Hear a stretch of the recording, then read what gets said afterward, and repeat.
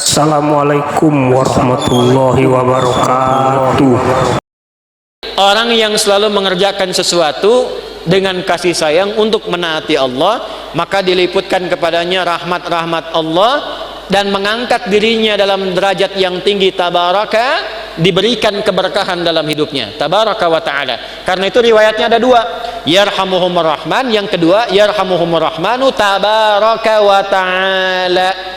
Jadi hidupnya diberikan rahmat, hidupnya diberkahi, derajatnya diangkat oleh Allah Subhanahu wa ta'ala. Kalau nggak percaya silahkan Bapak Ibu jadi orang tua yang berkasih sayang pada anak dengan cara mengikuti teladan Nabi. Selain ibu diangkat derajatnya, pasti anak sayang pada bapak dan ibu. Nggak percaya silahkan. Anda guru menyayangi murid dengan mengikuti teladan Nabi, bagaimana cara menyayanginya? Anda akan mendapat rahmat Allah 3, diberkahi hidupnya, diangkat derajatnya, murid Anda sayang kepada Anda. Gak percaya silakan. Bos, direktur di perusahaan berkasih sayang pada karyawannya, dipraktekkan caranya dengan benar, pasti karyawan Anda sayang pada Anda dan menjaga perusahaan Anda. Nah, sekarang apa yang terkait dengan rahmat Allah 3 yang pokok itu? 1, dengan dalilnya Quran surah 39 ayat 53. Di sini nggak ada ya.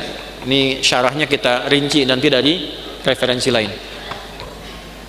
Maaf, masih ada waktu ini? Saya sampai setengah 12 ya.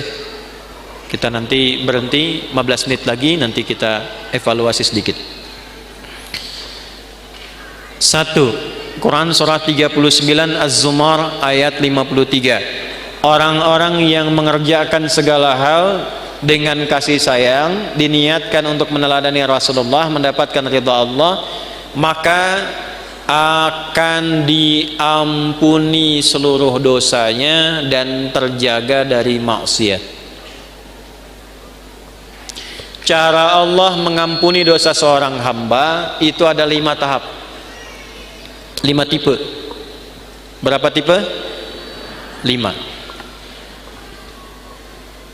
Sudah. 1, dengan memaafkan kesalahan itu. Sifat Allah yang memaafkan kesalahan hamba disebut al-afwu.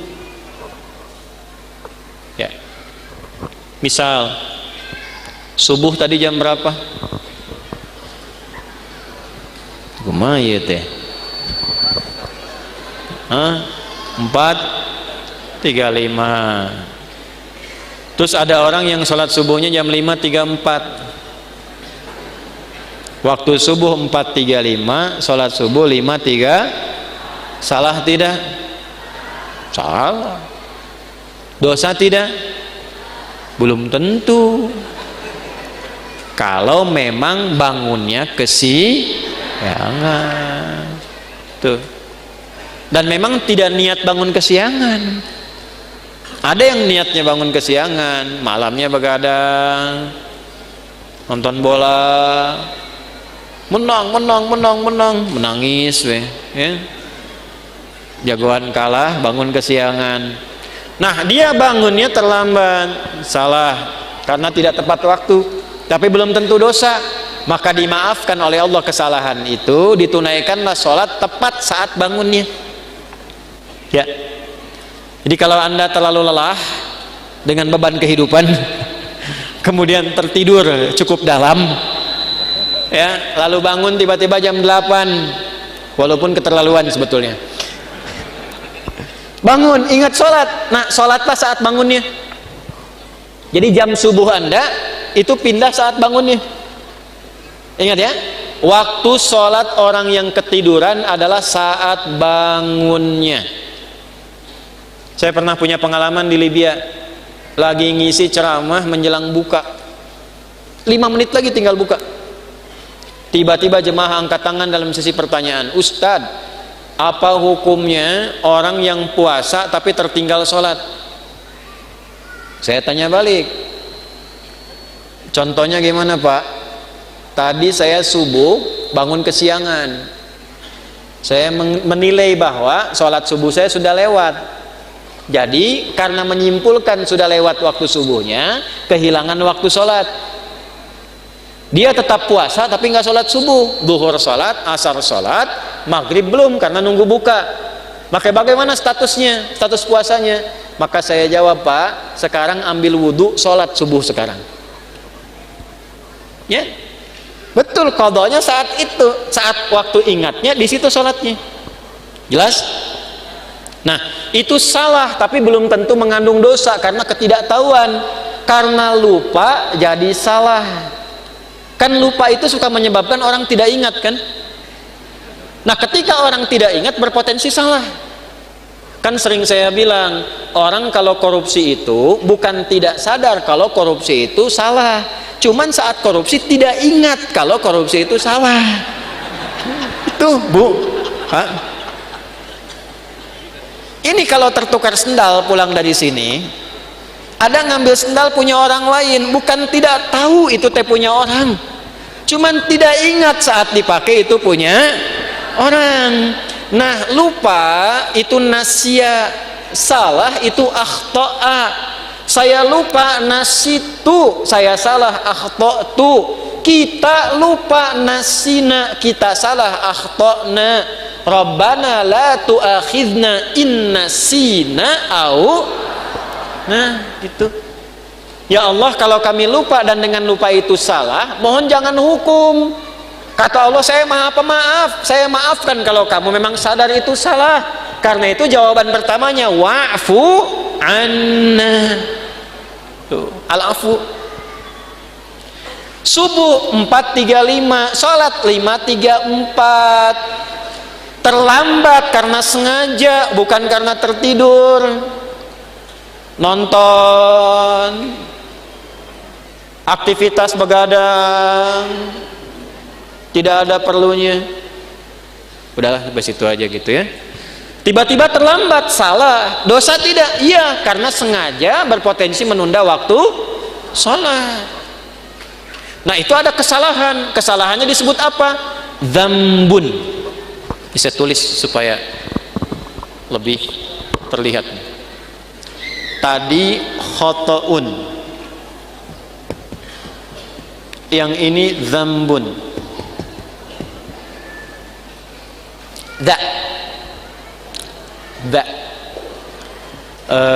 Kapan-kapan nanti saya mungkin rilis video pengajaran untuk spelling huruf hijaiyah tuh di 17 tempat.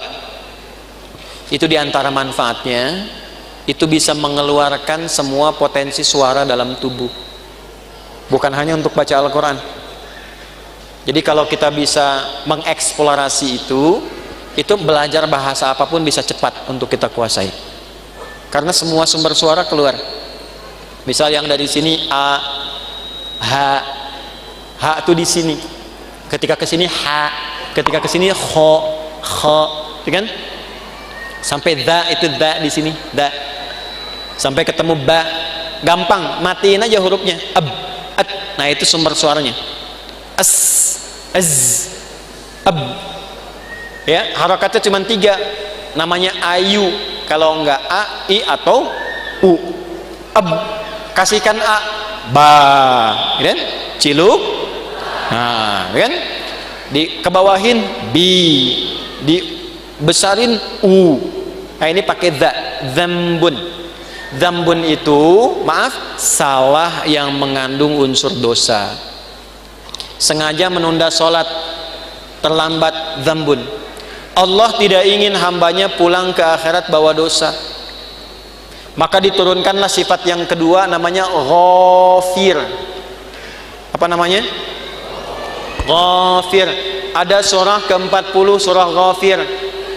Lihat ayat ketiga, ghafiriz dzambi. Ghafir dipasangkan dengan dzambun. Ghafiriz dzambi wa qabilit taubi. Ini ghafir, ini al-afu. Sudah terlambat, ngajak orang lain terlambat. Yuk nonton dulu, udah sholat nomor 2, nonton nomor 1. Maka berubah namanya dari dzambun jadi dzunubun. Jamak. Dzambun, dzunubun.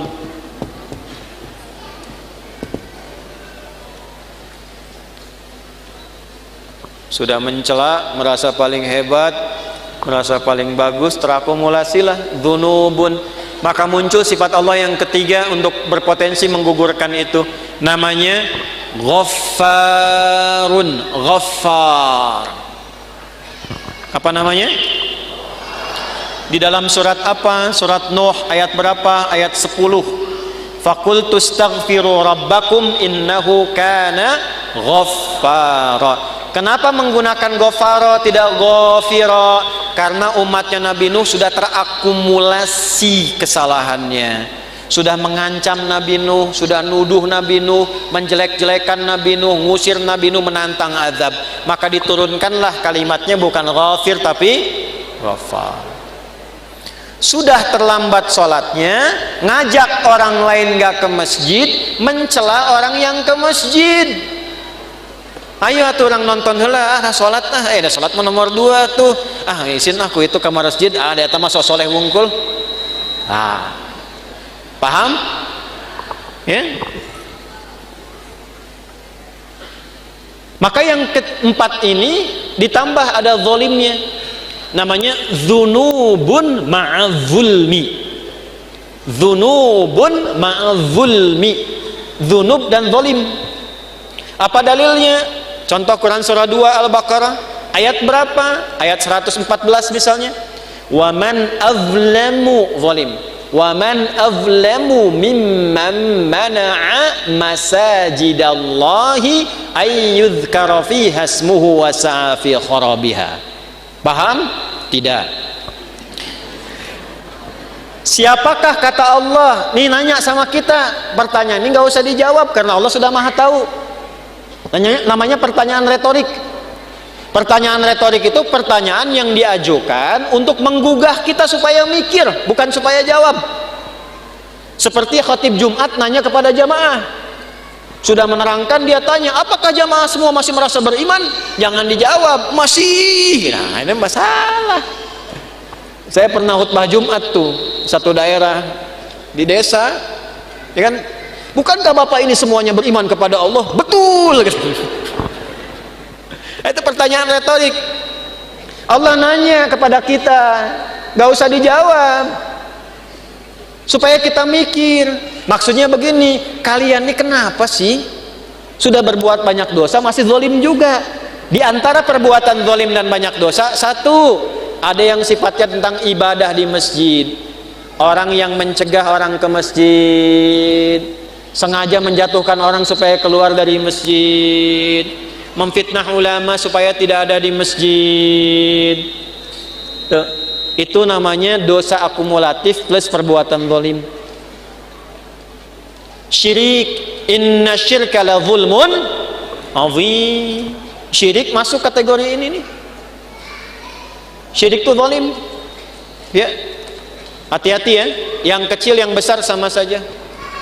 7 dosa besar, nomor satunya syirik. Baik langsung atau menggunakan perantara. Langsung mengatakan semua agama sama, menuju pada Tuhan yang sama, cuma caranya beda-beda. Itu syirik lisan. Silakan, saya kalau masalah akidah tegas saya. Menggunakan perantara, pakai dukun, saya langsung saja nih, saya nggak perlu minta maaf. Ya, pakai dukun, menggunakan jasa dukun,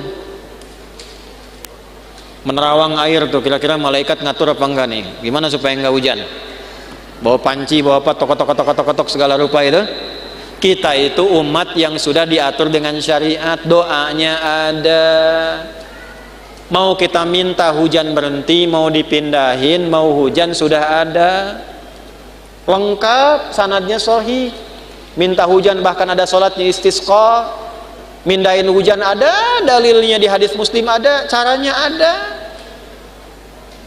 Semua sudah diatur. Bahkan secara teknologi bisa dilakukan juga, ada rekayasanya juga ada. Nah, ketika menggunakan jasa lah gitu, ya, yang tidak diridhai dan ada dosanya, nah ini zalim perbuatannya. Tapi Allah tidak menginginkan dosa itu terbawa sampai meninggal. Itulah rahmannya Allah. Jadi Anda bayangkan Pak, Ibu, Allah saja pada orang yang syirik masih memberikan waktu sampai meninggal supaya tobat dengan rahmatnya. Masa anak Anda yang berbuat sesuatu yang mungkin Anda merasa melecehkan orang tua, Anda memvonis dengan durhaka, dan dia mau memperbaiki itu, Anda tidak terima. Allah masih terima. Anda bukan Tuhan, sudah tidak mengakui sebagai anak. Di mana rahmatnya? Ini ya. Coba nanti di ujungnya indah sekali. Maka yang keempat namanya Ghafurun. Apa namanya? Ghafur.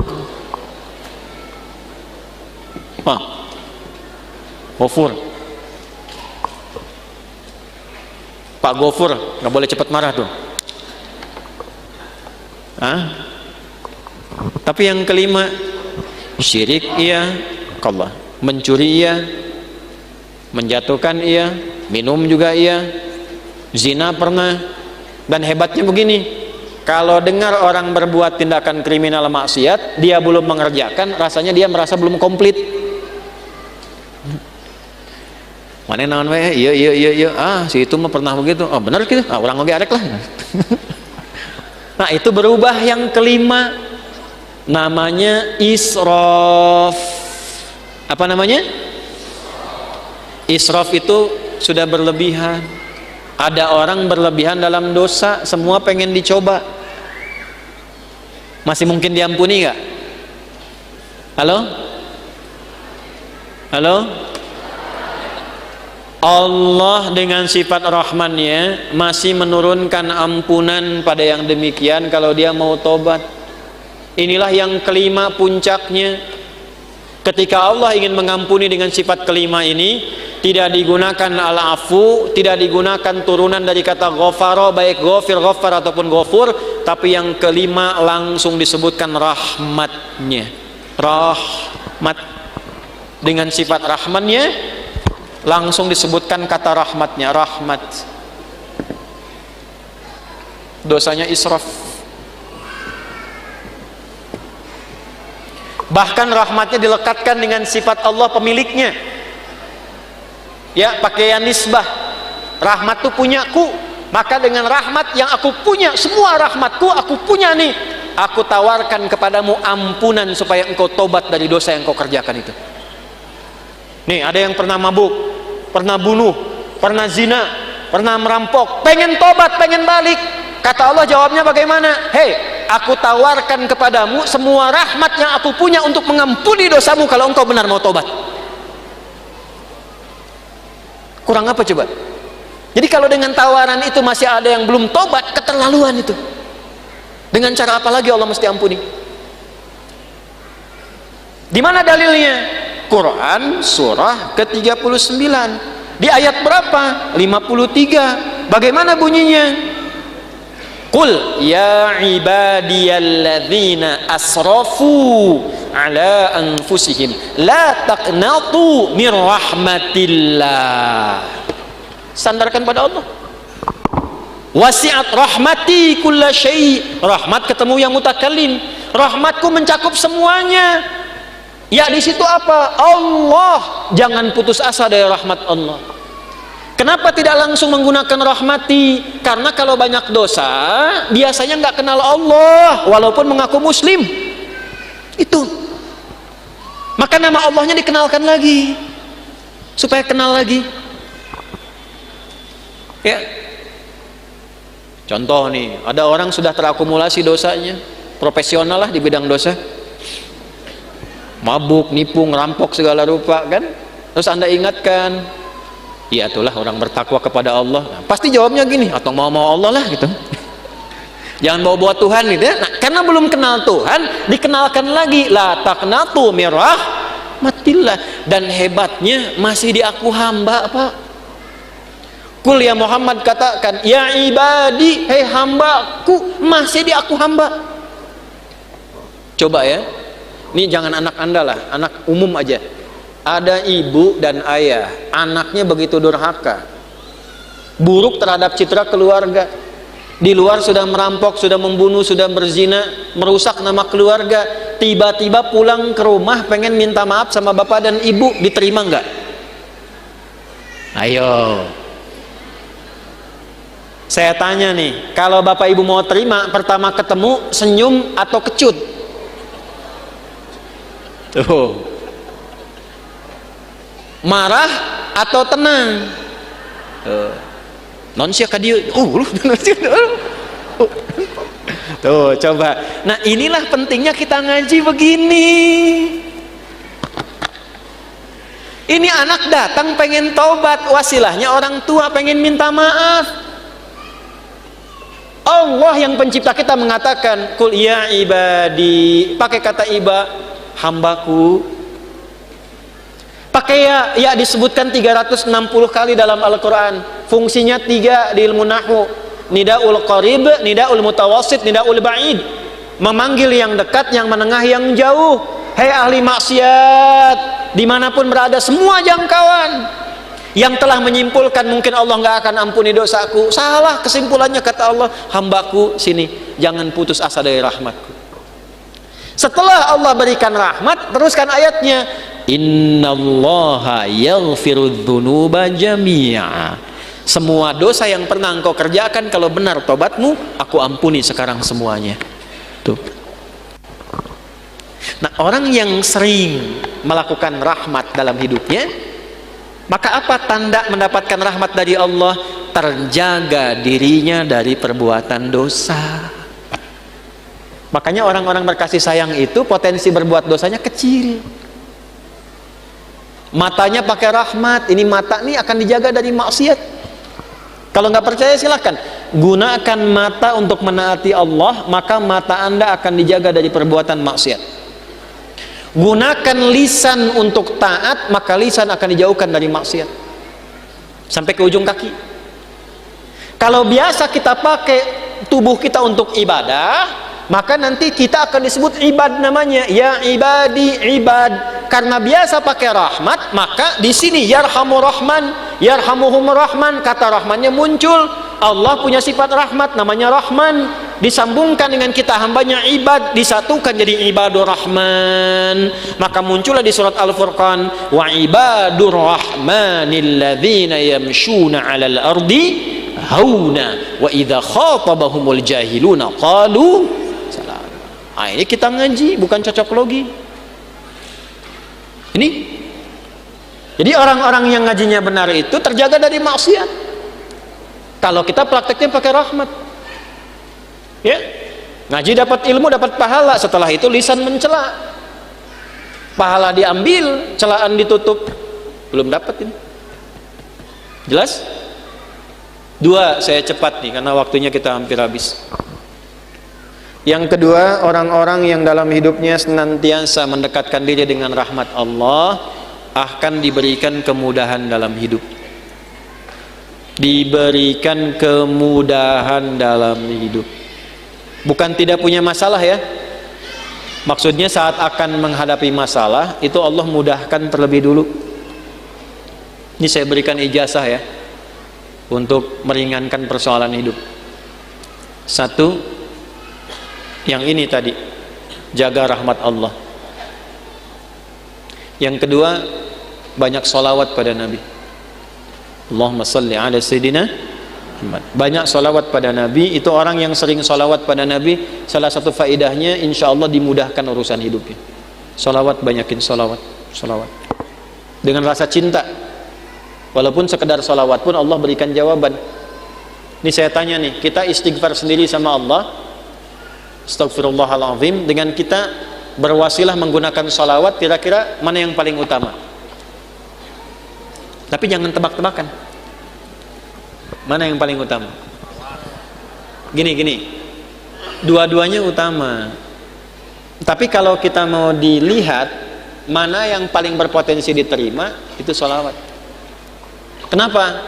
Kalau kita istighfar langsung kepada Allah, ya Allah ampuni dosa saya, bagus, langsung hubungan. Tapi Allah masih melihat ketulusan hati kita. Karena ada yang istighfarnya cuma di lisan, gak nyampe ke hatinya. Contohnya habis sholat tuh, banyak yang saya perhatikan seringkali istighfarnya di lisan aja. Astagfirullah, astagfirullah, melihat handphone, astagfirullah.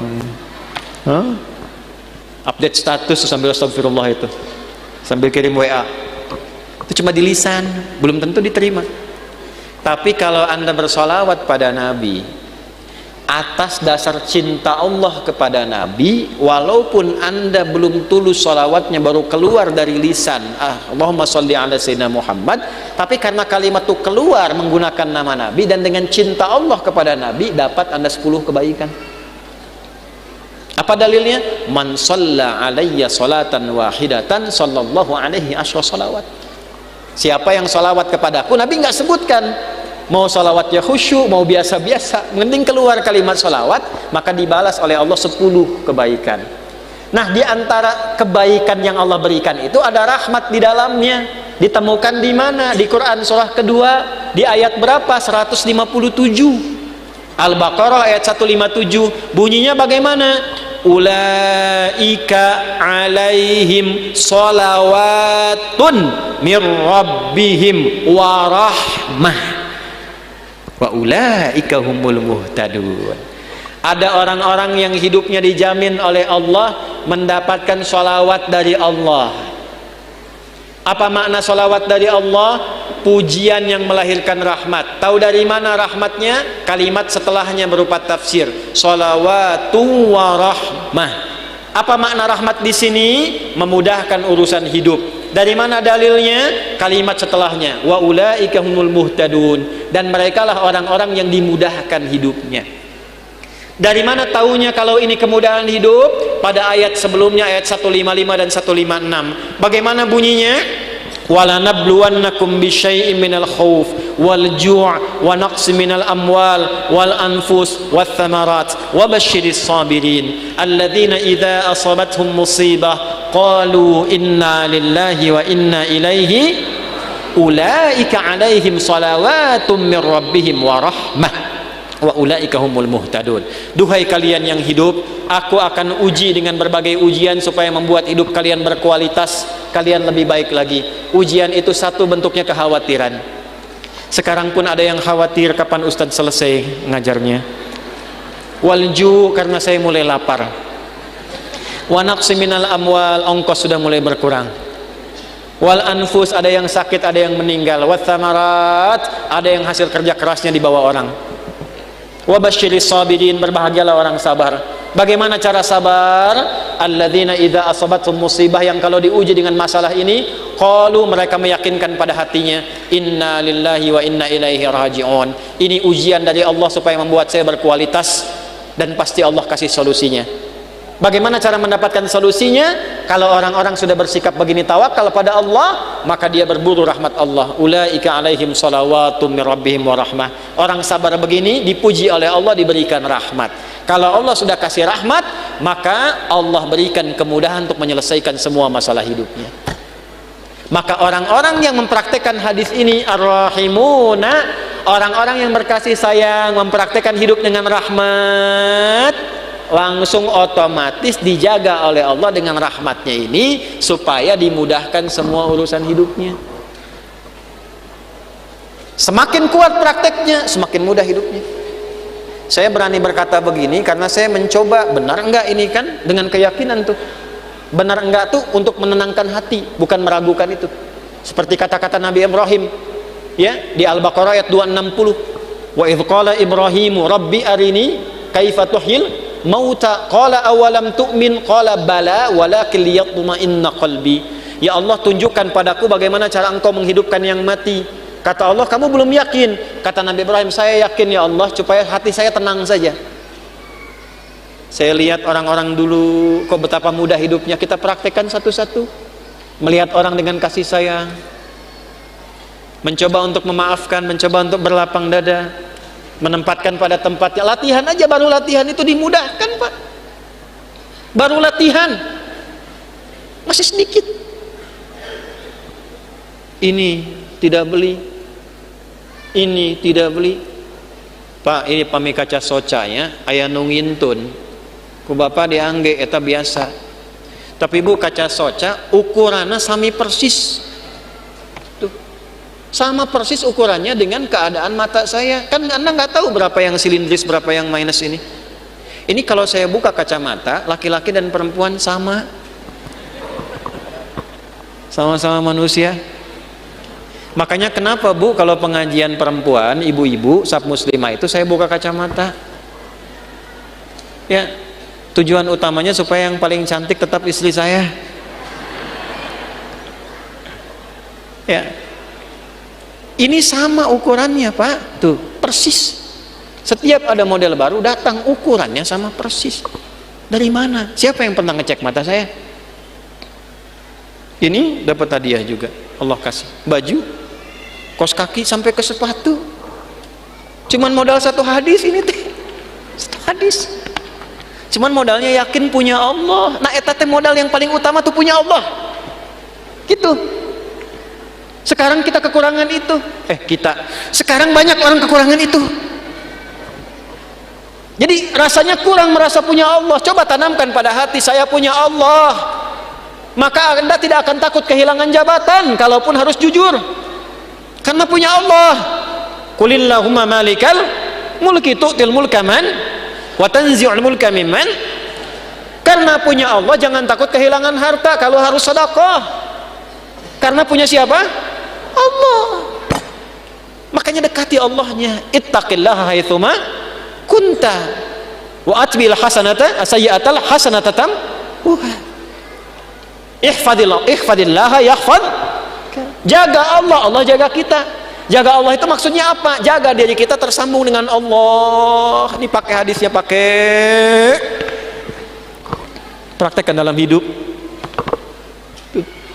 Saya bukan ingin nunjukkan ini berhasil, tidak, bukan itu. Kan bicara kalau mengalami itu enak gitu. Menceritakan pengalaman ulama itu enak yang sudah terjadi. Dulu orang begini dijaga oleh Allah. Imam Nawawi itu selama hidupnya 99% makannya diantarkan oleh ayahnya. Makannya cuma sekali malam ba'da isya. Apa yang dimakan? Kue kering dengan zaitun. Minumnya sebelum subuh. Setiap hari sampai meninggal. Karena beliau meninggal duluan, bapaknya baru meninggal 7 tahun setelah Imam Nawawi meninggal. Saking bapaknya ingin jaga anaknya terhubung dengan Allah, makanannya dijaga. 1%-nya kalau diundang, ada jamuan dipastikan dulu halal. Nggak mau makan sendiri, yang lain diajak makan sama-sama. Imam Nawawi itu. Makanya sampai sekarang berkah, kitabnya masih kita jaga dan kita kaji sampai sekarang. Karena apa? Menjaga hubungan dengan Allah. Ya. Nah, itu yang kedua. Kalau kita benar jaga dengan Allah melalui rahmat Allah, praktekkan hadis ini, insya Allah hidup kita pun dijaga, dimudahkan oleh Allah sesuai dengan kadar maslahat dunia akhirat kita. Yang ketiga, insya Allah kita teruskan di pertemuan berikutnya. Karena waktunya sudah habis dan lewat ini, tuh ya, sudah 39. Dan ini pun hadisnya baru setengah. Kan kita belum belajar cara mempraktekannya bagaimana, ya kan? Kan baru ar-rahimun yarhamuhumur rahmanu ta'ala. Belum kita praktekkan ini, mempraktekannya gimana di sekitaran kita. Masih ada, tenang, belum selesai. Nanti pertemuan berikutnya. Pengumuman 3. 1. Insya Allah di Bandung jadwal sebulan sekali. Ya, sebulan sekali. Sekali itu maksudnya 1 hari ada di Bandung. Nah, sekali kajian untuk ibu-ibu, sekali kajian untuk terbuka bapak-bapak ibu-ibu, sekali kajian tanya jawab. Jelas? Baik. Waktunya kapan? Sabtu ke Ahad. Tapi pekannya menyesuaikan. Jadi Sabtu pagi nanti kajian ibu-ibu khusus. Apakah bapak-bapak boleh datang? Boleh. Tapi di luar. Bawah. Kalau ke atas pakai cadar boleh tidak? Tidak. Ya. Apa hukumnya, Bu? Muslim yang tidak pakai jilbab? Hah? Dosa. Ya, ibu kurang sehat berarti ibu lapar. Muslim pakai jilbab itu, Muslim tidak pakai jilbab memang begitu. Kalau yang pakai jilbab muslimah, ya. Jadi kalau ada Muslim pakai jilbab itu aneh, ya. Nah malamnya kajian, nanti ada satu shaf pagi shaf muslimah, baru yang subuhnya itu kajian yang ini dengan tanya jawab. Jadi dibagi dua. Tempatnya di Majlis Al-Ikhlas yang Kodam 3 Siliwangi sama BMP nanti. Jadi yang siang pagi shaf muslimah khusus ibu-ibu, siangnya nanti ada satu shaf umum. Ya nanti umumnya kita ambil, Anda nanti bikin kuesioner aja, pengen materi apa? Karena saya pengennya kita tersusun ngajinya supaya rapi. Ya. Nah, kemudian yang ibu-ibu nanti istri-istri Nabi, belajar tentang istri-istri Nabi belum selesai. Yang bapak-bapak umum nanti malam ambil satu topik supaya runtut ngajinya. Yang subuh kita meneruskan Al-Arba'in dengan tanya jawab. Jadi kalau ada pertanyaan bisa disubuhkan di esok harinya. Satu. Pengumuman kedua, masih ada waktu sampai sepekan, ada 3 kuota lagi untuk S1, 2 kuota lagi untuk S2, kuliah gratis di Timur Tengah. Programnya pendidikan kader ulama, bukan beasiswa biasa tapi untuk jadi ulama. Syaratnya 1, S1 lulus SMA atau sederajat, usia tidak lebih dari 23 tahun, boleh laki-laki boleh perempuan. Syarat utamanya 2, kalau 2 ini terpenuhi langsung diterima. 1, hafal Quran 30 juz. Diam dulu, diam dulu, dengar aja pokoknya. 2, lancar bahasa Arab. Kalau ada sampai hari ini terpenuhi, hubungi staf di Yakin Yayasan Amal Quran Indonesia atau langsung ke Kiai. Semua ditanggung, paspor akan dibiayai, terjemahan dibiayai, tiket dibelikan, dapat uang saku. Kalau sudah menikah nanti keluarga yang ditinggalkan dikasih uang untuk keluarga selama setahun sampai pulang sampai S3. Yang S2 lulus S1. 2, lancar bahasa Arab. 3, hafal Quran 30 juz. Boleh laki-laki, boleh perempuan. Batasnya sampai pekan depan. Ya, pekan depan karena sudah akan pemberkasan, insya Allah bulan depan di bulan Oktober akan berangkat. Pengumuman yang terakhir ketiga. Teman-teman, saya sampaikan, tolong jaga diri baik-baik. Ibadah yang betul, belajar yang betul, jauhkan dari perbuatan maksiat, jaga diri dari kontroversi, jangan ikut-ikutan pada hal yang merusak. Kita istiqomah untuk ibadah saja. Ya, jangan ikut ribut-ribut, jangan ikut macam-macam, jaga kerukunan, jaga persatuan. Kalau ada pertentangan-pertentangan di media sosial ramai dan sebagainya, jangan ikut-ikutan turut serta. Kita istiqomah untuk belajar saja. Ya, yang jualan yang rapi, yang bagus. Kalau saya tidak sebutkan, jangan paksakan bahwa video saya hanya untuk jualannya laku. Ya. Nah, saya lihat ini ada jualan parfum, video saya dipakai. Nah, ada yang jualan macam-macam, ada nawarin karcis Adi Hidayat ya. Nah, itu saya kasihan aja, saya tidak dirugikan, cuman saya kasihan nanti makan yang haram, dibawa pulang ke rumah haram, anaknya makan yang haram, di hari kiamat ada resiko yang tidak baik. Kalau mau datang kasih tahu, nanti dibantu dengan cara yang bisa kita lakukan. Terima kasih, semoga Allah berkahi kita. Ya, semoga Masjid Ukhuwah ini makmur, dijaga oleh Allah. Semoga semua yang membangun, menginisiasi dari awal, termasuk Pak Haji Oded almarhum, orang baik yang juga pernah ada di sini, diridhoi oleh Allah, diterima amal ibadahnya untuk kita semua. Allahumma taqabbal minna innaka antas sami'un alim wa tub alaina innaka antat tawwabur rahim. Allahumma faqihna fid din wa 'allimna at-ta'wil waj'alna min atba'i sayyidina Muhammad sallallahu alaihi wasallam. Rabbana atina fid dunya hasanah wa fil akhirati hasanah wa qina adzaban nar. Wa sallallahu ala sayyidina Muhammad wa ala alihi wa sahbihi ajma'in. Wa akhiru da'wana subhanakallahumma rabbana wa bihamdika asyhadu an la ilaha illa anta nastaghfiruka wa natubu ilaik. Walhamdulillahi rabbil alamin. Assalamualaikum warahmatullahi wabarakatuh.